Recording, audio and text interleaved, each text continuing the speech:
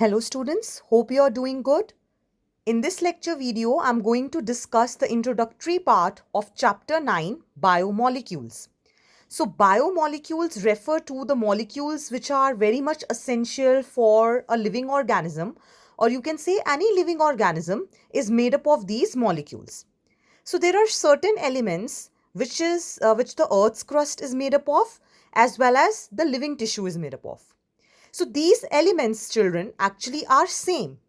Only the abundance of carbon and hydrogen is higher in living organisms than in the earth's crust. Now, if we want to analyze chemical composition of any living tissue, how we are going to do it? There are two methods.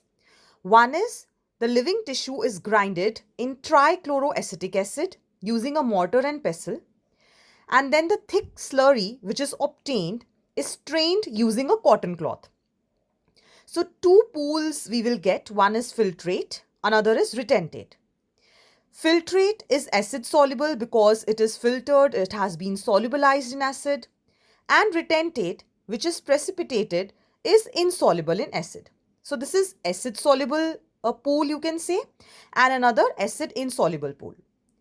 Now this acid soluble pool contains mainly organic compounds which can be used to study their chemical structure by separation techniques. Now, if we want to define biomolecules, these are carbon compounds that we get from living tissues. Now, we can also analyze the inorganic substances. How? We take the living tissue, dry it, take its dry weight, then the tissue is burnt.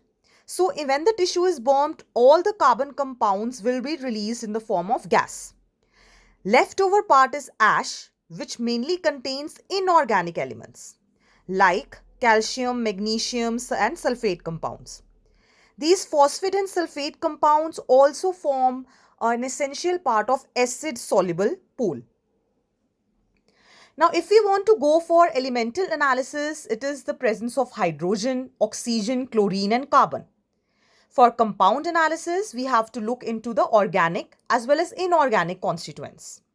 And also, the compound can be analyzed if we identify functional groups. So, let us see the different types of biomolecules. One is amino acids. These are organic compounds. They contain amino group and acidic group on the same carbon. So, if we see this structure, this is carbon and it contains ammonia group as well as the acidic group, means basic as well as acidic group as well as other groups are attached to this carbon. So these are alpha carbon compounds. So this R group will decide what type of protein is made up of these amino acids. So if R is substituted with hydrogen, it is glycine. If R is substituted with methyl group, it is alanine. And if methyl group and OH, means this is kind of a methanolic group, then it is serine.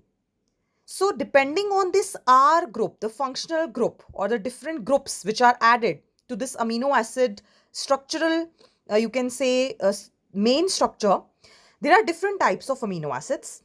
Acidic amino acid like glutamic acid, basic amino acid like lysine, neutral amino acid like valine, and aromatic amino acid like tyrosine, phenylalanine, and tryptophan.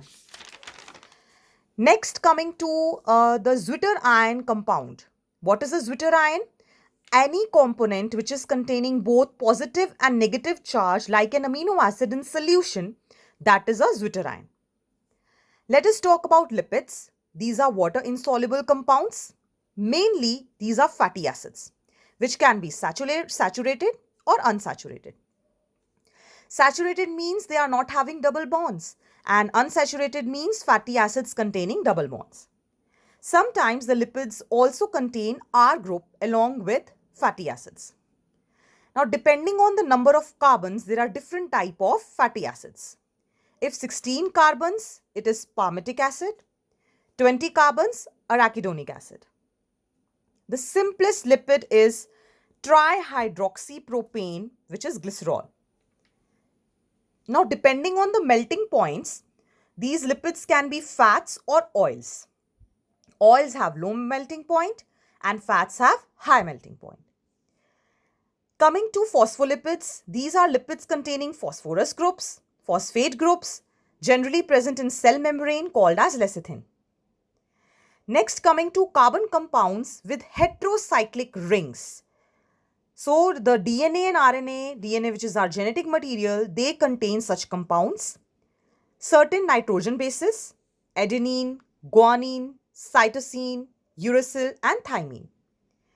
Nucleoside and nucleotide are two terms which you should be clear about. Nucleoside is nitrogenous base plus sugar molecule. Nucleotide is nitrogenous base plus sugar molecule and a phosphate group. So nucleosides are generally named adenosine if it contains adenine, guanosine if it contains guanine, thymidine if it contains thymine, uridine if it contains uracil like in RNA, and cytidine if it contains cytosine as nitrogenous base. Similarly, the counterpart nucleotide, the different names are given: adenylic acid, thymidalic acid, guanalic acid, uridylic acid and cytidilic acid.